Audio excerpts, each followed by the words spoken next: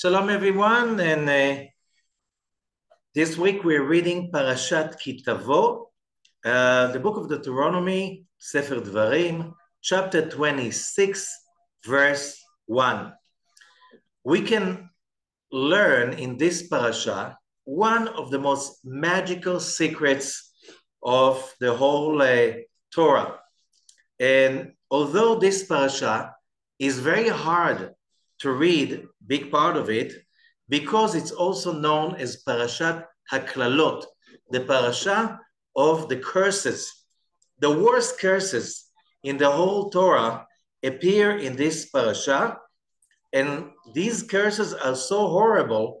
So even in the synagogues today, in most synagogues, when they read this parasha Shabbat morning, they read it in a low voice because it's very, very very uneasy to read these words loud. Now, so what is the secret? What's the main secret of this parasha? Understanding this secret is basically one of the main goals of our human life. The moment you figure out this secret, your life will be changed so drastically that you can't even compare your life before and after. So we are talking about the secret of life, the secret with a big the T. Okay, so it's a very, very important parasha, and in the Talmud it is stated that this parasha must be read before Rosh Hashanah. So Rosh Hashanah is going to be celebrated in a little bit more than 2 weeks, like 3 weeks, even more, less than 3 weeks. And we are going to understand that Parashat Ki-Tavo, the reading of it, is part of the exercises we have to go through, part of the transformation we need to go through in order to get the most out of this amazing opportunity, which is celebrating New Year's. Now, we have to understand, celebrating New Year's in the Hebrew calendar is basically a matter of life and death. It is stated that all living people are being judged on these days to life or to death. And that starts from the first day of the new year. And that process takes 22 days till the Simchat Torah. So we have like a long holiday of 22 days that has few stages according to the Zohar. During these stages, whatever we call life for the coming year is being restructured according to the level of our perception of life, reality, vision, and what's our calling. So that's these are the days we can achieve the most powerful transformation in who we are, what we are, and how do we control what we call destiny, our private, individual, personal destiny.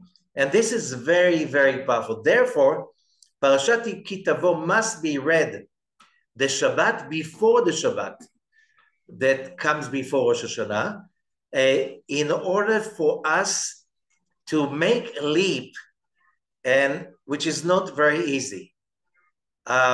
Not just it's not very easy, it's the hardest leap probably that we can make as people, but the leap of perception, the understanding, the message of Parashat Ki-Tavo, this is the greatest secret and the most powerful secret that has the highest level of influence of the way we perceive ourselves, and that will affect the way we celebrate life or not. So let me go into the parasha itself. So as we said, the book of Deuteronomy, chapter 26, verse 1, and it says, "V'haya Ki-Tavo el haaretz," and it will happen when you come to the land, Asher Adonai Elohecha noten lecha nachala, that God, the Lord your God, is giving you as a inheritance, as a possession, and you dwell in it. And then it says that you should take the first fruits of the land every year, and you should put it in a basket and go to the place of the temple, the place that God will choose that to make that place the place of it, the dwelling of his name. And you come to the Kohen, to the priest of these days, and you tell him, this is verse 3 already, I'm telling today to the Lord your God that I came to this land, and there's a ceremony. The ceremony is a ceremony of the first fruits of the land every year. And there's a text that the farmer should say in front of the Kohen, the priest, before he gives the basket with the fruits, and that will be served in front of the altar. Okay, so this is the beginning of the parasha, and the text includes going like description that you whoever ever remembers the text of the Passover Haggadah, that's the beginning of also the Passover Haggadah, which says, Arami Oved Avi, it's all starting from Jacob working for Lavan, his uncle, and his father-in-law, and they tried basically to destroy him before even he became a family. And then the story that Jacob and his sons going to Egypt, and they come with few people, and they become a great nation. And then there's the Exodus, after suffering so much, being abused so much, and having this hard labor in Egypt. And we yelled to God, our Lord, and he listened to us, and he delivered us with a lot of miracles. And now he brought us to this land of milk and honey. I'm just making a summary of the text. And now I'm here, after all of this, I'm here to bring the first fruit of the land that God gave me. And I put it here in front of the altar. And then something very important, verse 11, chapter 26, V'samachta bechol hatov asher natan lecha Adonai Elohecha. And you should celebrate, you should rejoice, be happy with all of that good that the Lord your God gave you and your household, you and the Levite and the converts within you. Okay? So that's the beginning of the parasha. And we'll come back to this amazing text and what does it mean. Then the next thing is about the bringing the tithing. And also the bringing the tithing also has a text when you bring the tithe. And also again, it's about appreciating, getting or having the land of milk and honey. And after that, we have another mitzvah, chapter 27, verse 1, and which states as follows: Moses is giving an order to the elders of Israel and the whole nation. Observe the mitzvah, observe all the precepts that I'm giving you today. And when you pass the river Jordan, you will establish a monument with big stones, and you write upon them all of this Torah. And you should build an altar over there. I won't go into all the details, but there's something very much in common, I'll say. till that time. And then verse 11, something else is being brought. And then Moses is ordering the nation on that day. And it says, verse 12, chapter 27, those are going to stand on Mount Gerizim as you pass the river Jordan. Who is going to bless the nation? We're talking about 6 tribes. Mount Gerizim is standing till today. It's also called the Mount of the Blessing. And that's a mountain next to the city of Shechem, the north part of the Shomron, maybe middle part, north of the Shomron, the Samaria, in Israel. And who are there? They're going to be the tribe of Shimon, Levi, Yehuda, Issachar, Yosef, and Benjamin. But in front of them, on the mountain of the curses, Har Eival, Mount Eival, also standing in front of Mount Gerizim, there will stand Reuben, Gad, Asher, Zvulun, Dan, and Naphtali. And they will stand over there and they will say, they will bring the curse. And the Levites will answer them. And then the whole nation of Israel are going to say loud. And it's starting from verse 15. Curse is the person who is going to make a statue and whatever for idol worshiping. And the whole nation will answer and say, Amen. Verse 16. Curse is the person who is going to curse his father and mother. And the whole nation will answer, Amen.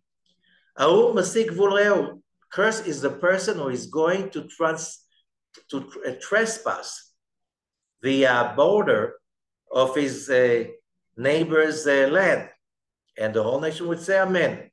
And so it goes on with the curses. What's really interesting is, a few months ago, a research was published, it's a kind of a very groundbreaking research. They found the altar of Joshua. Joshua really, when they came to the land of Israel, they really built, it says in the book of Joshua, they built the altar. That altar was found next to Shechem, and they dug around it a lot of stuff that came out because the altar was somehow concealed. Probably when the temple moved to Jerusalem, they concealed that altar because now there was only one place of worship. So Joshua's altar was supposed to be concealed and hidden. And they found over there a little amulet, 2 centimeters by 2 in lead that was folded. And they sent it to, they didn't know how to open it because it had 33 centuries of history behind it. If you try to open it, it will fall apart. And some scientists say that they sent it, by the way, to a city institute in Prague. And over there, they did city to what's inside, if there is an inscription. And some scientists are saying that they read inside, and it was published in one of the top archaeology magazines in the world. And it says over there that they found that the words curse, the same words of this, what we just read, in the same language in Hebrew, were written inside that lead amulet. Okay, so that was it. So what's in it for us? And then it continues with a blessing, amazing blessing. That's the beginning of chapter 28. And it happens to be that you will listen to the voice of the Lord your God, to observe and do. We already spoke about it in previous parashot for the book of Deuteronomy. If you're going to do that, God will put you above all the nations of the earth. And all of these blessings will come upon you as you will listen to the voice of the Lord your God. You'll be blessed in the city, you'll be blessed in the field. You'll be blessed in the fruit of your belly, and the fruit of your land, and the fruit of your stocks, and so on. It's amazing blessing. It's amazing blessing that is written over there. Everybody can read it. Everybody has access right now. We're talking about the chapter 28 in the book of Deuteronomy from the beginning. Amazing blessings. If you want to bless somebody, you can copy the blessings from here. And it goes like, for instance, verse 12, Iftach Adonai lecha et otzaro atov et hashamayim. God is going to open his good treasure, the heavens, to give you, and to give you and to bless you and to give you rain. And you will lend to other nations and you're not going to borrow from anyone. And you will be the head and not the tail. That's a blessing that we say on the Rosh Hashanah, New Year's dinner, holiday dinner. However, then comes the tough side. As I said, verse 15, chapter 28, it happens to be, if you're not going to listen to the voice of your God, to observe and to do all of these mitzvot, all of these laws, then those curses will come upon you and will reach you. And here comes a list of terrible curses, horrible curses. And as I said many times, Israelis, when they curse, most of them, they do not curse in Hebrew. They curse either in Arabic, in Russian, other languages. Israelis are very careful not to curse in Hebrew. And especially quoting all of that, but there are no curses in Hebrew. Yes, you have here a whole list of horrible curses. Usually, Israelis don't use these curses. It's too much. It's too much. But you have to read it in the synagogue Shabbat morning. And as I said, in most synagogues, it's being read in a very low tone. Everybody feels very uncomfortable with it.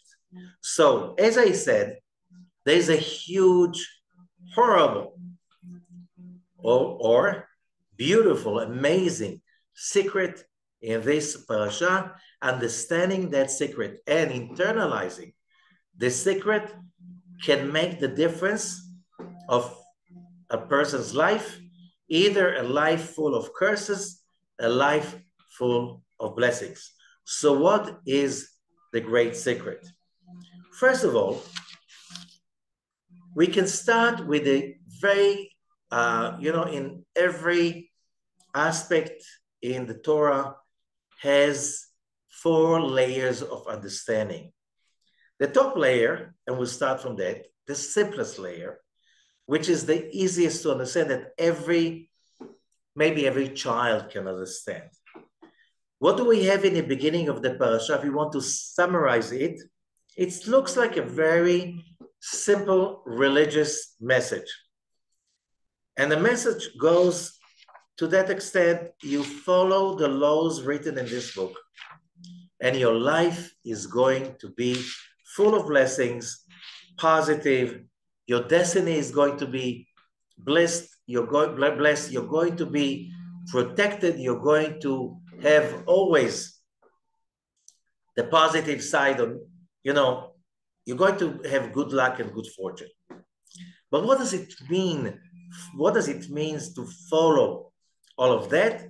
And if we want to read and to find what's in common with all what's in the beginning, there's one thing that is very important, as we read, and let's go to it again, is verse 11, this concept of chapter 26, V'samachta b'chol hatov, and you should rejoice, be happy with all the good that God gave you. And then that concept repeats itself a few more times in the parasha, especially in the even among the the curses that are like really horrible curses.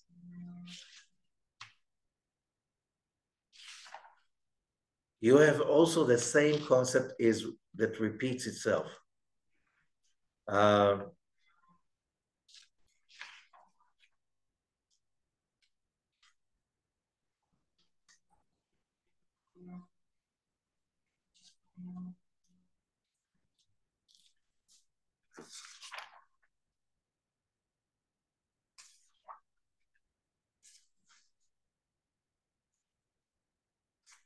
It's the same concept repeats. There's another verse I just lost it, but the verse says very simply, all of these curses because you did not do your work with happiness and good heart, which means when we experience a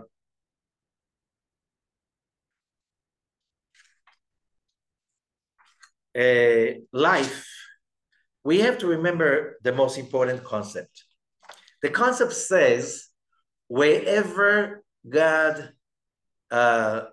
sees a plague, a problem, he prepares the remedy just before it. Kadma trufa lamaka. The remedy always precedes the plague, which means if we're talking about the curses, which is the plague or the hit or the pain, the remedy will always come before that, which means the Creator will always prepare for us a remedy in case we will fall. The remedy is always there, even before we fell, so we can heal ourselves with that remedy. And what is the remedy? Thankfulness. Thankfulness is the most powerful remedy for anything. And this is already being proven scientifically, right, by many, many, many scientists.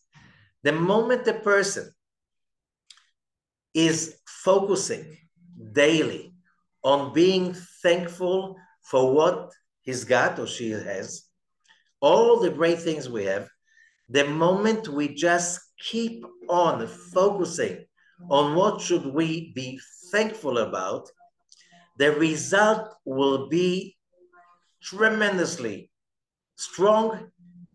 The person's life will transform and become, and that's also scientifically proven, will become much, much better if you continue this rule day by day, week by week, month by month, and you will never stop that. The thankfulness will somehow rewire your brain, rewire your emotional setup, and you will become a more lucky, more fortunate person. And this, as we said, this is proven, which means in a simple layer that every child can understand and every child should understand, because that has to be an intrinsic part of education of every child. The point is of being appreciative to whatever you've got. So it does not mean to ignore the problems. It does not mean to suppress the problems and all the mishaps that we have. It means simply you want to heal yourself, focus on the stuff that you are thankful for. And as I said, this is already scientifically proven that when you do that and you just make it your business daily, when you get up in the morning, part of your morning meditations before you just rush into the daily routine, you must do some kind of a ceremony of appreciating whatever you've got. Whatever you've got, whatever, you just look at what is there for you to appreciate, to be thankful for. You know, some people have no shoes. There's many stories like this going around.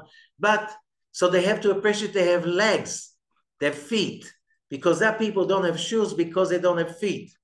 Okay? Going to that extreme, be thankful for all the stuff that you take for granted, and you will see an amazing transformation if you continue to do it daily. It's not just in the morning ceremony, before you go into daily routine.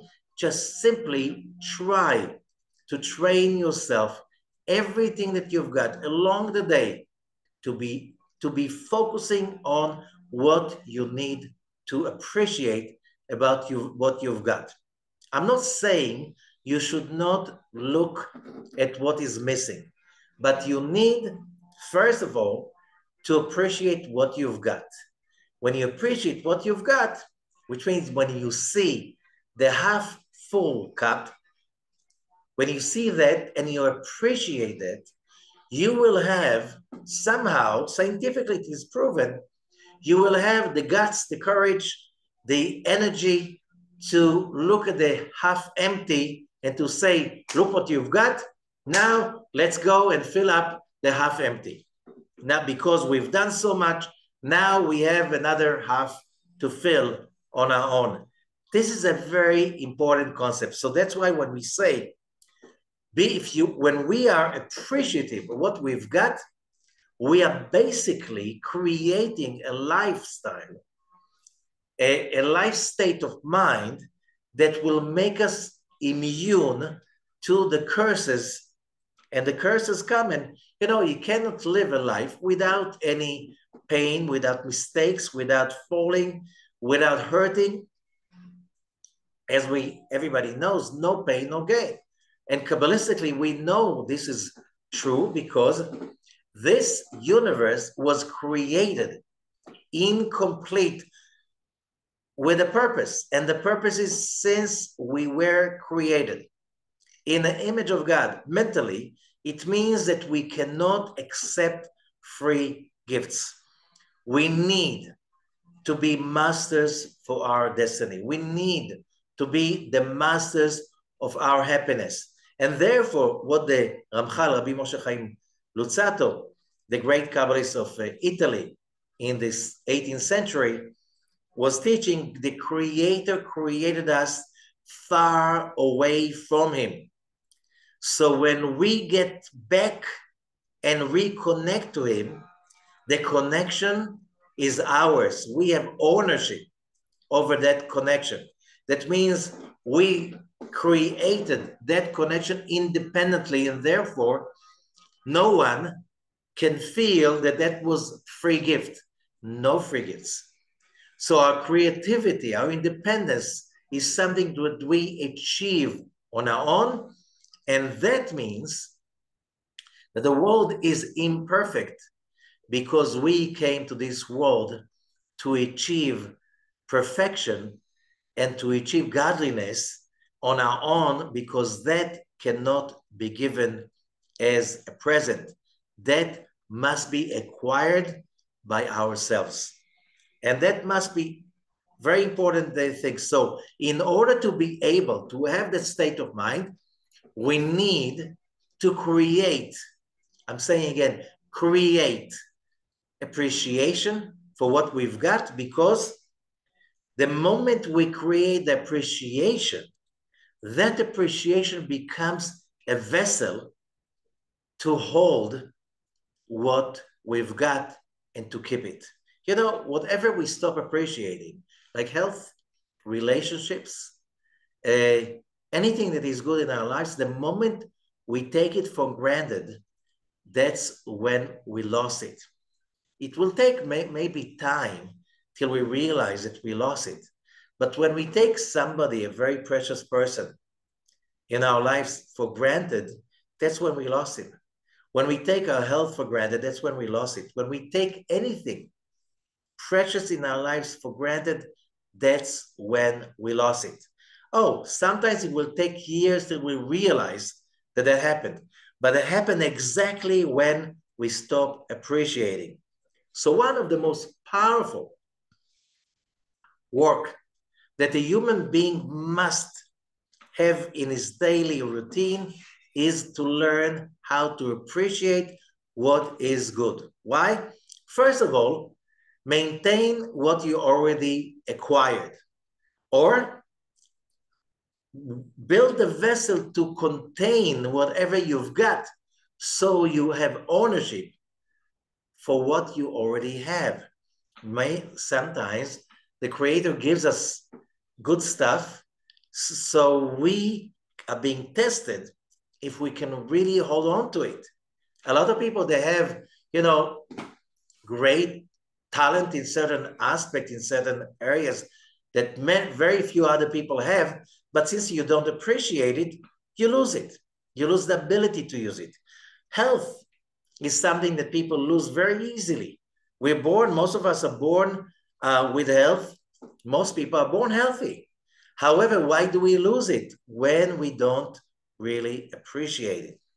So to learn the idea of appreciation is an amazing immunity against the curses that follow. Okay, that's one layer that you can teach every child, and you have to teach every child, because children are, we are born, as the Torah says in the book of Genesis, in the Parashah Bereshit, in the beginning, that the human heart is evil from youth. So you have to educate. And education is not learning geography, because you usually forget that stuff. That's not education. Education is understanding the real values in life.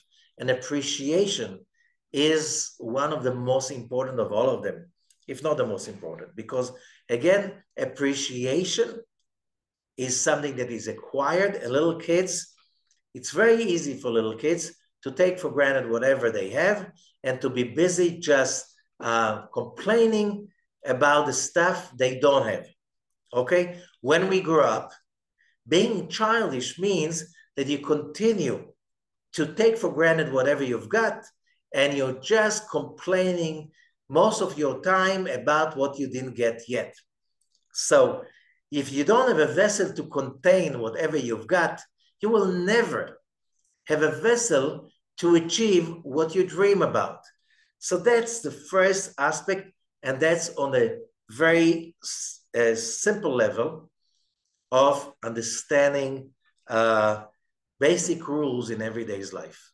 Now we're going to simply go the deepest possible to the deepest understanding of this parasha. So as we said, the curses in this parasha are very hard even to pronounce, not just to read. And that aroused many questions along the generations. How come the Creator is cursing us so severely? Is this the loving God of Abraham, Isaac, and Jacob? Is this the God of Mount Sinai revelation? Are we talking about the same God? And why would God give us such horrible curses? Okay? And it's the same question as why do bad things happen to good people? Asking the question, why do bad things happen to good people? This is one of the most horrible questions that bothers people, and sometimes since the beginning of history. And a lot of people, it drives them out of their minds, this question, and makes them very, very, I met many like this. I'm sure you met a lot of people like this, and sometimes too intimately, that because you see injustice happening around you, and especially to you, and you become become a non-pleasant person, because you have bitterness, because you have blame, because you have fear, because you don't really feel that the bad guys get their punishments and the good guys are being rewarded. And because of that, a lot of people with vengeance become anti-religious, and they developed this religion, which is called atheism. And a lot of philosophers explain that atheism is a religion of its own, because the moment you're busy so much along your life, a lot of atheist people, they are so busy proving that there's no God, so you might as well understand that this is a religion of its own, because people who don't really don't believe in God, they're not busy thinking about it. But if you're so busy proving that there's no God, probably you have a real deep mental issue with God. And you cannot, be busy proving that somebody does not exist. Okay, that's logically, it's a problem you have no answer to. You'll never have.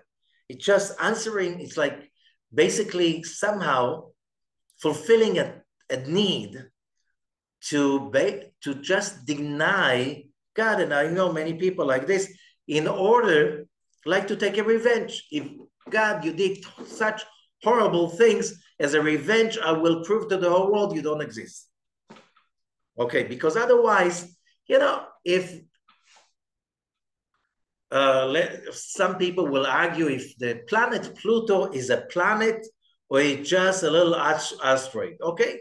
That will never arouse by most people any kind of horrible emotions, because it's like, that's a matter of definition. There's no, okay, very few people will become emotional about it.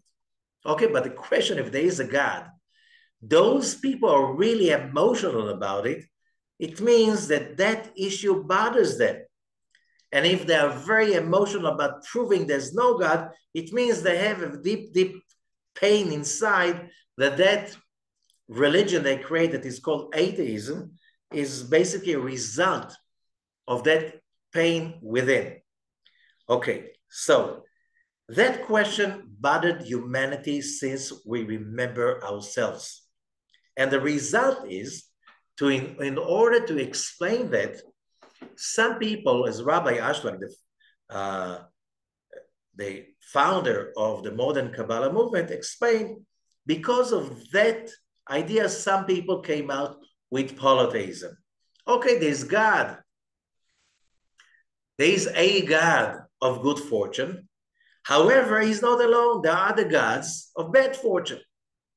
And those gods, they fight with, among themselves. And we're just victims of the fight among these vicious gods. And therefore, he can't find justice.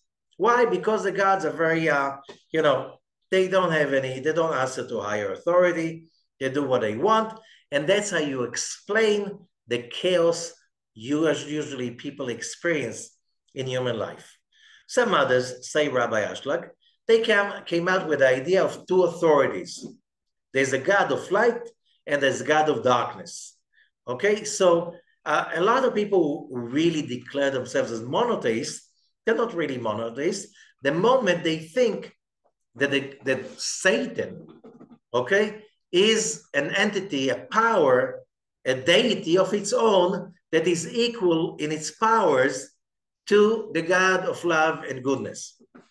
Okay, why would people come with such a religion? In order again to understand and explain why do bad things happen to good people. But here comes monotheism. And in order to understand monotheism and why is it so important to understand the real core belief system of monotheism, and how could that make the greatest difference in the way we experience our life. So the answer for that is kind of summarized in the story of Parashat Ki-Tavo. It's Perusha Sulam, the Sulam commentary of Rabbi Ashlag on Zohar Chadash. Okay, what is Zohar Chadash? The new Zohar. When the Zohar was published the first time, we're talking about towards the end of the 13th century. It seems to be that first of all, when the first volume of the Zohar was published, whoever found the manuscripts, we're talking about Rabbi Moses de Leon. And Moses de Leon, he lived in Spain in the late 13th century. When he passed away, his wife found the text of the Zohar, so the legend says, or all the testimonies are saying, and she sold it and published it. Now it looks like the manuscripts of the Zohar that were hidden for 1,000 years were not revealed completely in the first batch.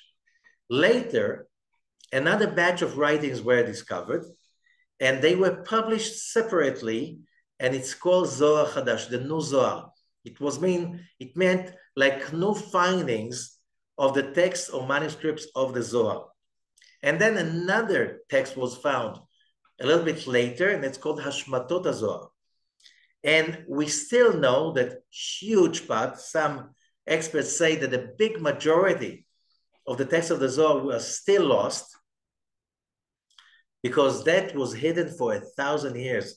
Only very few people were allowed to have access to the manuscript of the Zohar. And more than that, it was not allowed to publish it anywhere. So we have no idea where these manuscripts were gone. And hopefully some of them will be found.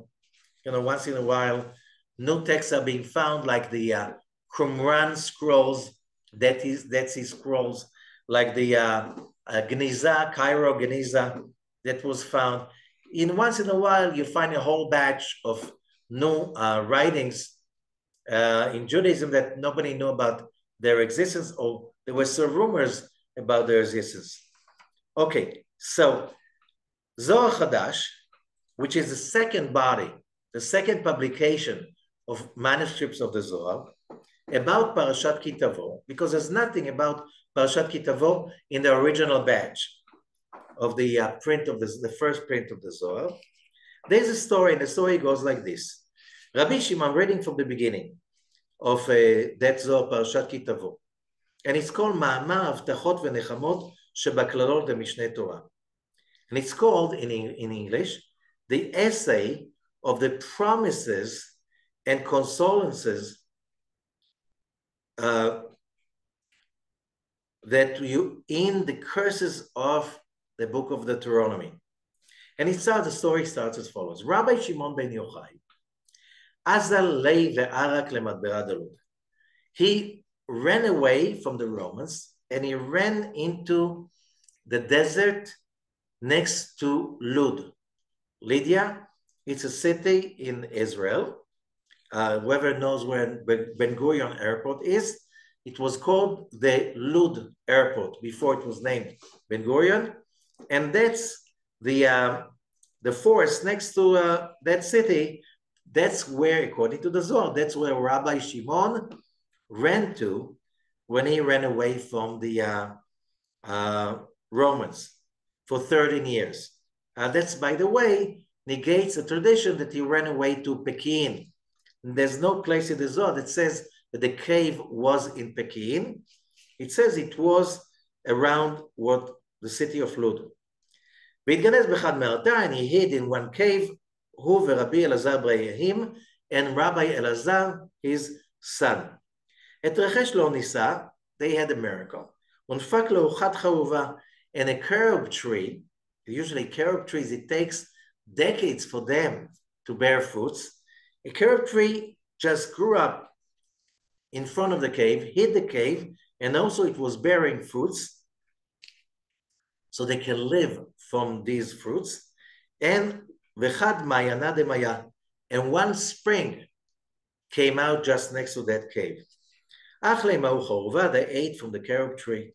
V'shatan minun mayim, and they were drinking from this water. Hava Eliyahu zal ateilon b'chol yomat rei zimnei v'oliflon v'lai adar enash beho. And Elijah the prophet came twice a day to teach them, but no one knew where they were. Okay, that's the introduction. Now we're coming to how is that connected to our parasha. Yom achad avu chakimaya bevei midrasha shoalim. One day, the sages of that generation were learning in the Beit Midrash, in their study, and they were learning about the curses of this Parashat Ki-Tavo. And they were saying there are two places of curses in the Torah. One place in Parashat Bechukotai, which is at the end of the book of Leviticus. The second place is here in Parashat Ki-Tavo in the book of Deuteronomy. Okay, now we learn, they say, that the curses of the book of Leviticus, Inun Keneged Beit Rishon, they are talking about the curses connect to the destruction of the first temple in Jerusalem and the following consequences and disasters that happened as a result, which means the Israelites were exiled. First of all, the northern kingdom in the year 722 BCE by the Romans, then the kingdom of Judea, Jerusalem, was occupied by the Babylonians, and they got most of the people to exile in 586 BCE. Okay, and then those people were suffering a lot. The country was desolated, the temple was destroyed, and then they suffered a lot under the rule of the Babylonians. And later on, the book of Esther explains about they still had troubles under the rule of the Persians later on. Okay, so the curses that appear in Parashat Bechukotai in the end of Leviticus, they refer to the calamities that happened towards the end of first temple period. As I said, around between 722 to 586, and what followed till the second temple was built 7 years later in Jerusalem. Okay, so these are the curses for the first temple, and that's in the book of Leviticus. Now, the curses in the book of Deuteronomy, they correlate to the destruction of the second temple and the last exile. וגלות אחרון. בקללות שבתורת כהנים יתבעו הבטחות, וחביבו דקודשה ברוך הוא לישראל. Now, in the curses of that relate to the destruction of the first temple, next to the curses, there are promises and declaration of the love that the Creator has to his nation, and he's promising, "V'zacharti et briti Yaakov," I remember my covenant with Jacob. And even if you can see it in some other places, and another promise is there. And even though they will be in the land of their enemies, I will remember to redeem them. It's God promising you'll go into exile. I will remember you. I will never let you go, and I'll bring you back home. This is about the destruction of the first temple. And these are in the curses of the book of the Leviticus. In these curses, you have also promises that, that will be over. However, in the curses of the book of Deuteronomy, there are no promises. There are no promises. There are no, nothing that will, it doesn't say how it will end. And we know when the Israelites went into the exile at the destruction of this first temple, as I said again, 586 BCE, prophet Jeremiah prophesied about the destruction of the temple, but he also prophesied that the destruction will last for 70 years, and after 70 years, another temple will be built. And exactly that's what happened. 70 years after the destruction of the first temple, the second temple was built with the special permit of the king of Persia, King Cyrus, and later on, King Ahasuerus and Darius. Okay, so that happened according to the prophecy, but here, there's no prophecy about how would that end. Okay, so we continue. Because of that, because there are no promises And right now, when is this happening? If we are talking about, this is the time that Rabbi Shimon and Rabbi Elazar are hiding in the cave, we understand that that is already after the destruction of the second temple.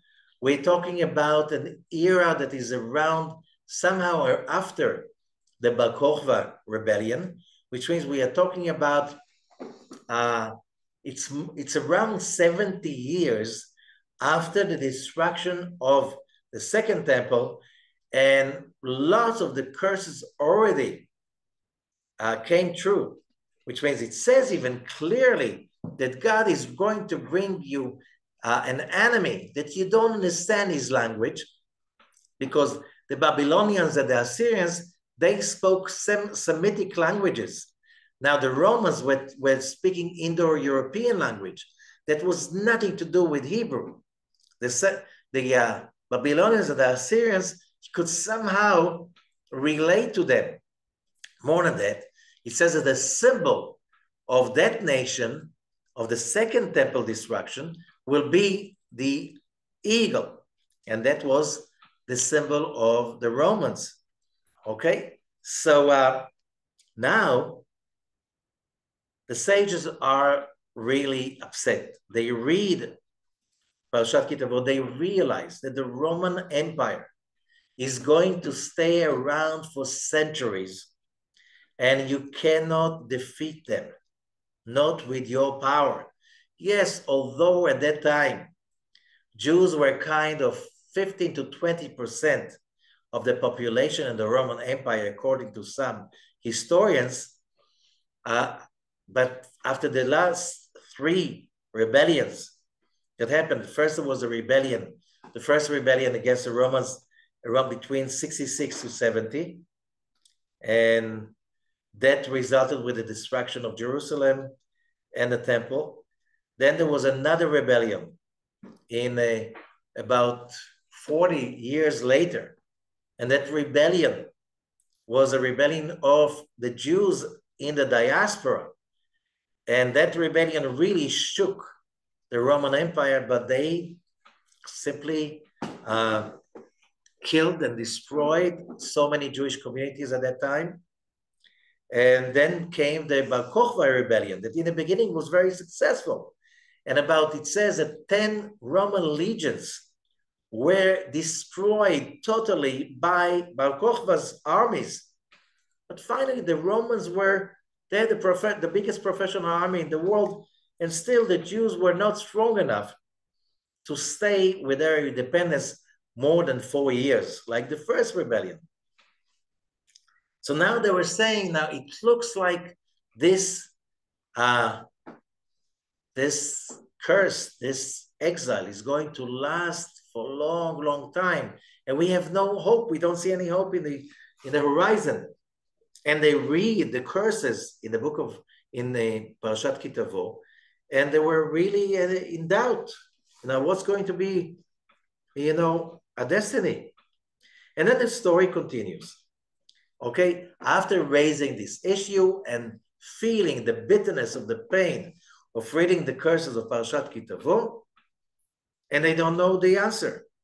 Verse 3 in the Zohar of Parashat Ki-Tavo, Zohar Chadash, Kam Rabbi Yehuda bar Ilai.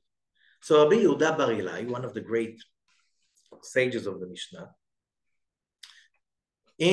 got up in the academy, and he says, Oy al chesono shel Bar Yochai. Woe to us because we're missing Rabbi Shimon Bar Yochai. No one knows his whereabouts. Whoever knows has no permission to reveal where he is. So they know they're missing Rabbi Shimon, they're missing the answer.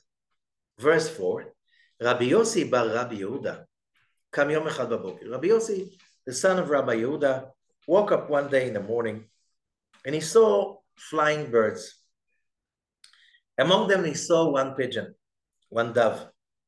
He got up on his feet and he said, Dear dove, the loyal dove, from the time of the deluge, the flood, Noah's flood, you are just the shape, your image is the shape of the nation of Israel. It's really appropriate for you to make me a delivery, a mission to Rabbi Shimon. So that dove landed in front of him. He wrote a letter. He gave it to the dove and sent the dove to Rabbi Shimon. And he wrote,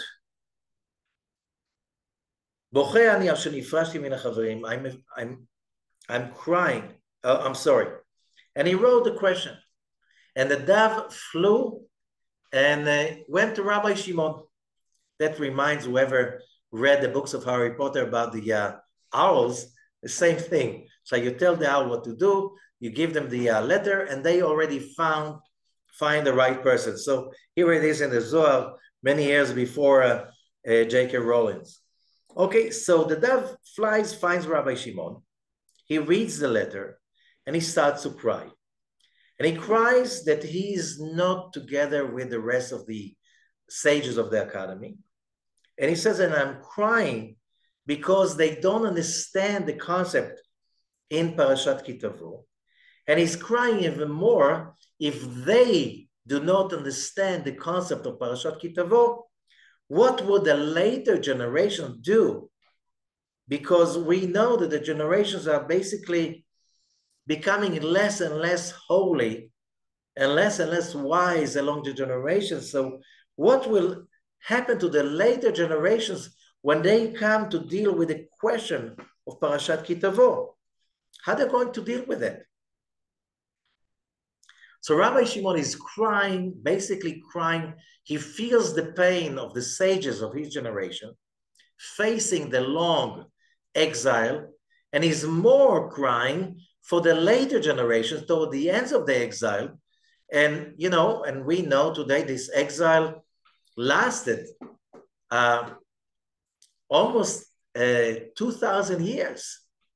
Okay, so we're talking about at least 1,900 years, and that we are talking about that first, there was the first rebellion against the Romans. During this rebellion, hundreds of thousands of Jews, maybe 1 million, were murdered by the Romans. Jerusalem was destroyed, but still the Jews were a majority. And they had enough power to rise again 65 years later with the Bar Kokhba rebellion. After that rebellion, Jewish presence were erased from the area that is called, by the Romans, was called Judea. Emperor Hadrian wanted to erase any memory of Jewish existence from Judea, so he changed the name to Palestina, Syria, Palestina. Okay, after the ancient Philistines that lived in that region, and they were the arch enemy of the Israelites. Okay, but there were still enough Jews in the north, on the coast, and more Jews infiltrated and still in the south. Okay, so still to be a very powerful force in the land of Israel for another few centuries, for few more rebellions that came later on.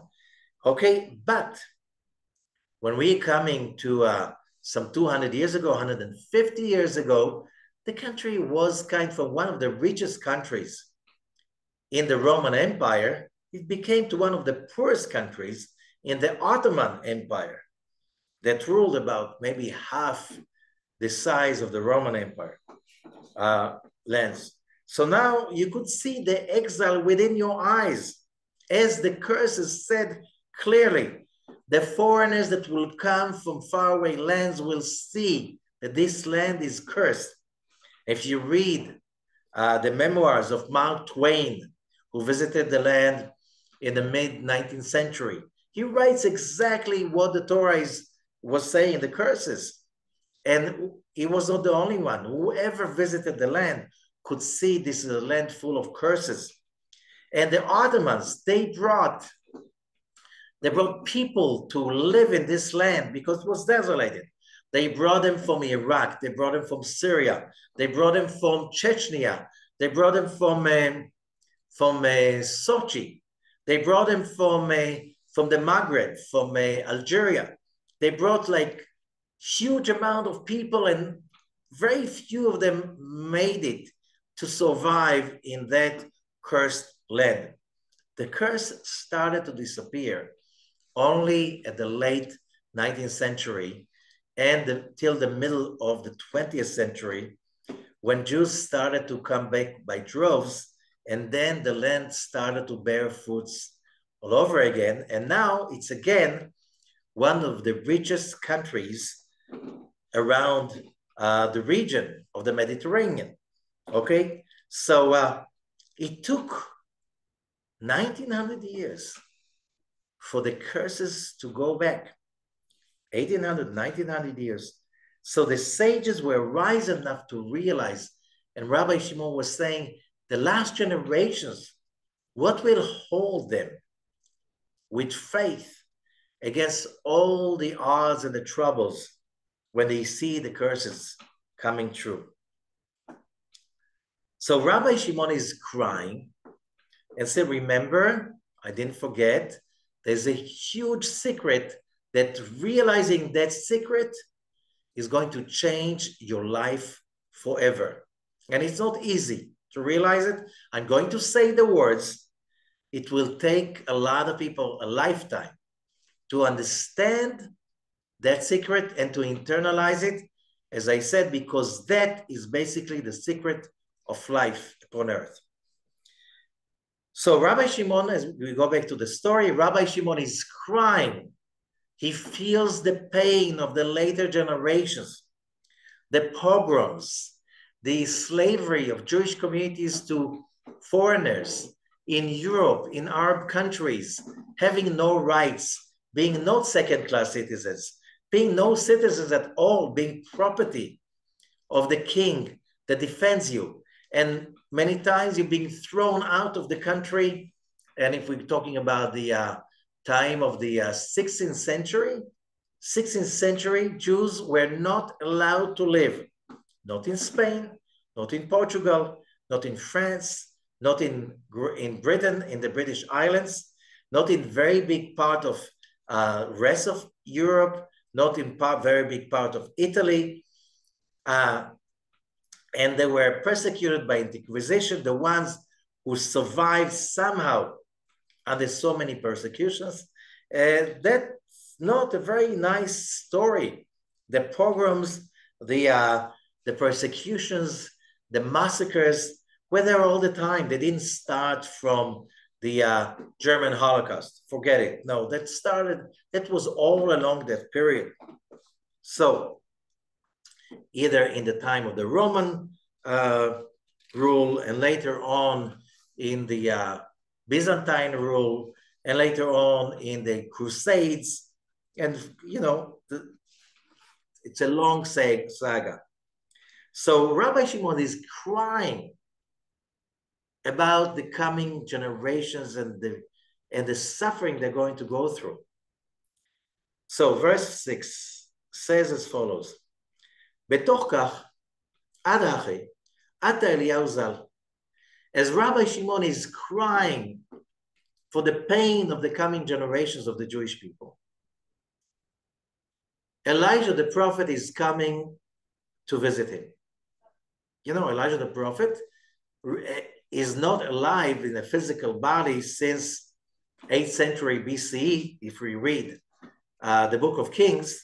So he just went up, but he went up in a chariot of fire, and he has, the legend is saying, the ability to appear and to teach great sages every generation in order to keep the lineage of the wisdom of the true meaning of the Torah, which is called also Kabbalah.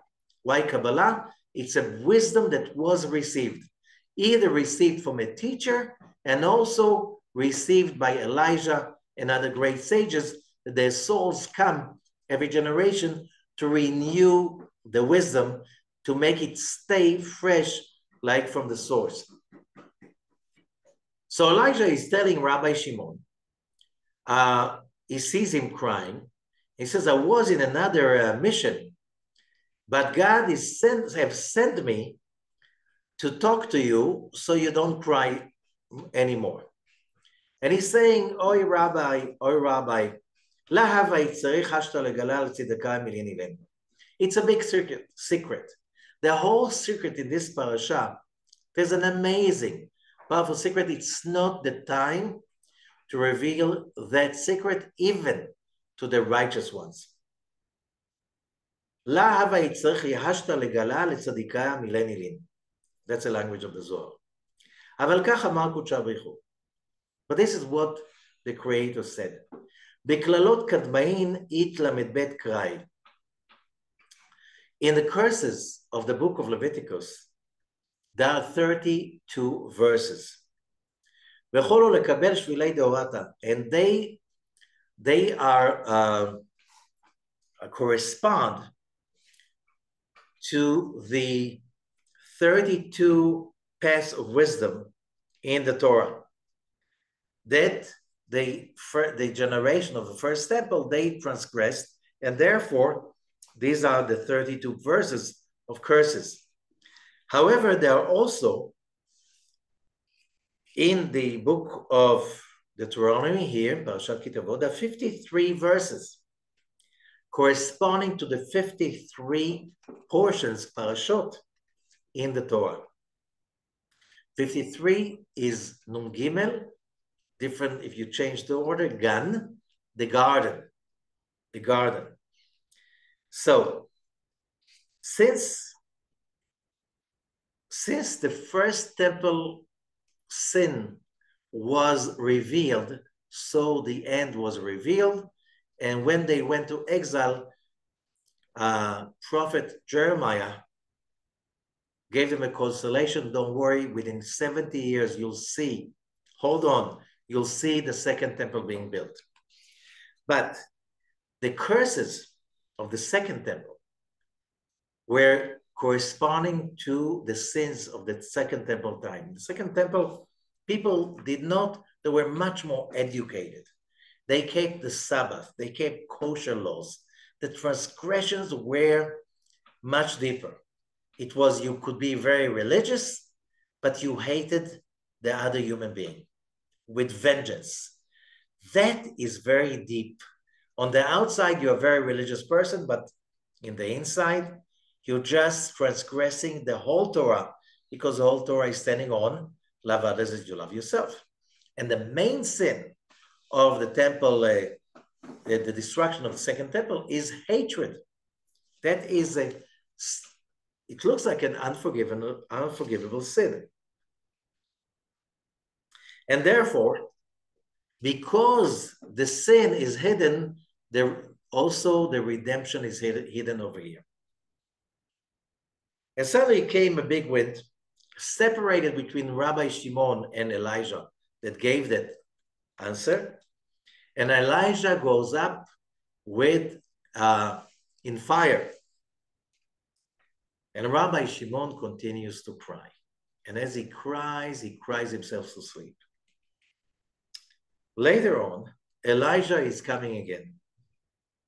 And he says, get up, Rabbi Shimon. Wake up from your sleep. Praiseworthy you are, that God wants your honor and to respect you. So you will hear the secret. And the secret is, כל ההבטחות והנחמות של ישראל כתובים באלו הקללות. All of the curses that are written over here, they are all blessings. How come? You read the story, this is terrible curses. No, they are all blessings. He says, so Elijah explains to Rabbi Shimon, all of these curses were said with love, with passionate love of God to his beloved people. In the outside, it looks like curses, but in the inside, there are really blessings with love. The worst of them all, verse 12, is that plague that says, Just a second.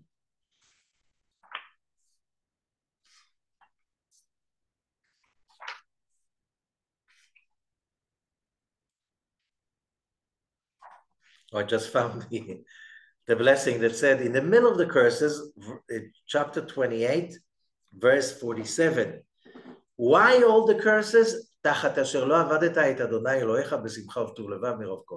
Because you did not do the work for the Lord your God with happiness, joy, and a good heart, appreciating all what you've got. Again, as we said, appreciation. And then it says, Rabbi, so Elijah the prophet is saying, if you read the same chapter, chapter 28, verse 61, you have here the worst curse. This curse that's one of the curses that Israelis use on a daily basis. When you want to say in Hebrew that this is terrible, that something that happened is so bad, you cannot even describe it, how terrible it is. So you quote from this verse 61, chapter 28 in Deuteronomy. גם כל חולי וכל מכה אשר לא כתוב בספר התורה. When you want to say that something is beyond logic, how terrible it is, you say exactly what it says over here. It's a plague that is not written in the Torah. That's how you say in modern Hebrew. You want to say that something is so terrible, you can't even describe it. Okay, these are the exact words. And Elijah is saying, read the verse again. It says, and also all the diseases and all the plagues that are not written in this Torah, God will bring upon you till you will be totally exterminated. That's the usual explanation or translation of this verse. And Elijah is saying it doesn't say so. It's an optical illusion because your brain is reading it as a plague, but your brain is conditioned and you have to look again. If you look again on the grammar, you see that what's written over here is exactly the opposite. And Elijah says, read again. When you read it carefully and you read the grammar carefully, you realize it doesn't say will bring upon you. It says, which is ya'aleh, but it doesn't say ya'aleh, it says ya'alem. Ya'alem means in Hebrew will conceal, will make disappear, which means it's not the worst curse, it's the biggest blessing. All of those curses that can make you, destroy you to the ground, to nothingness, God will conceal and they will never have the power to bring you into extermination. This is a promise that you will exist forever and you will never cease to exist. So Elijah is saying the problem is, and that's basically the real big secret of this parasha. This is the big secret of Rosh Hashanah, Yom Kippur, the high holidays. We came to this world to learn, as the great story of Rabbi Chia is saying, we're here to turn the bitterness into sweet and the darkness into light, which means, as it's being said in modern psychology, you cannot choose what happens to you, but you can choose, you have control over how do you react to what happens to you, which means if you realize that everything that happens to us since the beginning of the creation till the end of times, whatever is happening is from God and only from God. And there's no one but God. This is monotheism, one God. He's created everything. He's outside everything. He's within everything. He's behind everything. So why do bad things happen to good people? Bad things do not happen to good people. What happens is a blessing in disguise.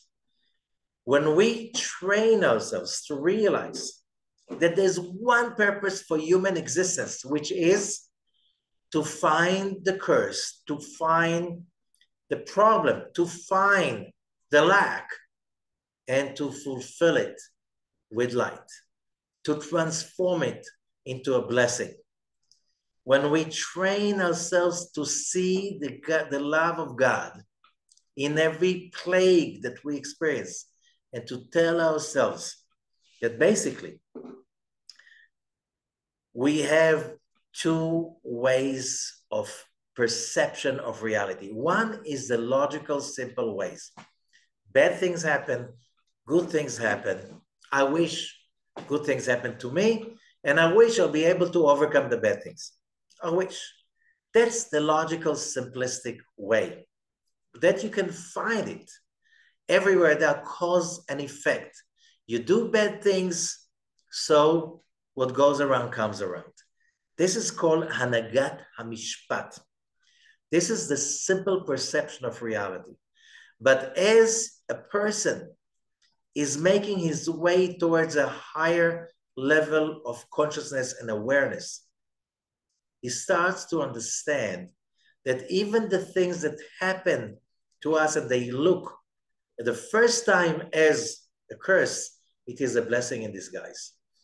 When a person reaches to a place of really attaching himself to God's light, we have the ability to see there's another system in this world, and it's called Hanagat Arich, Hanagat Keter, the way of the Keter, the crown. What is the Keter? What is Arich? We're talking about when we can connect to original will of the Creator in this universe, the original will that is standing behind everything that happens. Nothing that is there in this universe is disconnected from that. That original will is the will to share with his creatures, to share his love, bliss, pleasure with his creatures. Whatever we go through, the moment we can simply transform our will, our consciousness, that whatever happens, there is a blessing over here. There's a blessing. It's God's love that brings upon me whatever I'm going through. It's no judgment. It's a correction. It's a blessing in disguise. When I can turn my consciousness to that place in which I can see, experience, and feel the love and the blessing that is coming through the unpleasant event. They look like, but the regular logic is unpleasant, as a trouble, as a plague. But they simply bringing us to become the great humans we are supposed to become. When we train our thinking to think this way, we can see miracles daily, and then we can really realize the purpose of life, the secret of life, and the meaning of life. And that will bring to a life full of great unlimited bliss and happiness. Good luck to all of us in that journey, that during the month of Elul this month, and the next month, the month of the high holidays, Tishrei, this is the greatest time along the year to transform ourselves to that way of thinking. And that will change everything about whatever we experience. Good luck to all of us in that journey. Thank you.